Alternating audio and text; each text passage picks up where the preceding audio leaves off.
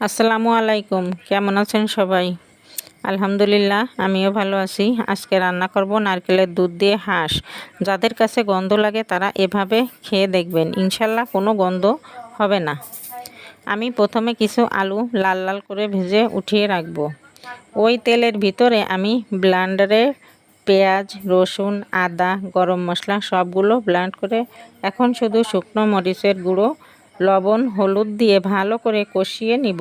যতক্ষণ না ভাজা ঘ্রাণ নাকে আসে ততক্ষণ মশলাটা ভাজতে থাকবো। আমার মশলা ভাজা হয়ে গিয়েছে। এখন মাংসটা আগে থেকে পরিষ্কার করে রেখেছিলাম। এবার মশলার ভিতরে দিয়ে ভালো করে নাড়তে থাকবো। এই পর্যায়ে আমি ঢাকনা দিয়ে ঢাকবো না, একাধারে নাড়তে থাকবো প্রায় 15 মিনিট, কারণ এই কষাতেই মাংসের স্বাদ চলে আসবে।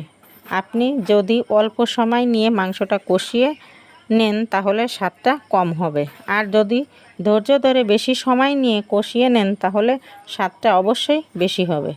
এই যে দেখেন, মাংসের ভিতরে কোনো পানি নেই। এবার আমি দিয়ে দিব আগে থেকে নারকেলের দুধ তৈরি করে রেখেছিলাম। সেই দুধটা দিয়ে এবার আমি ঢাকনা দিয়ে ঢেকে রাখবো। মাঝে মাঝে একটু নাড়াচাড়া দিব যেন নিচে না লেগে যায়। এই নারকেলের দুধটা যতক্ষণ শুকিয়ে না যায় ততক্ষণ জাল করব। দুধ শুকিয়ে গিয়েছে। এখন আমি পরিমাণ মতো গরম পানি দিয়ে 10 মিনিট পর নামিয়ে ফেলবো। আশা করি সবার ভালো লেগেছে। ভালো লাগলে একটা লাইক করবেন। দেখা হবে অন্য কোনো ভিডিওর সঙ্গে। আল্লাহ হাফেজ।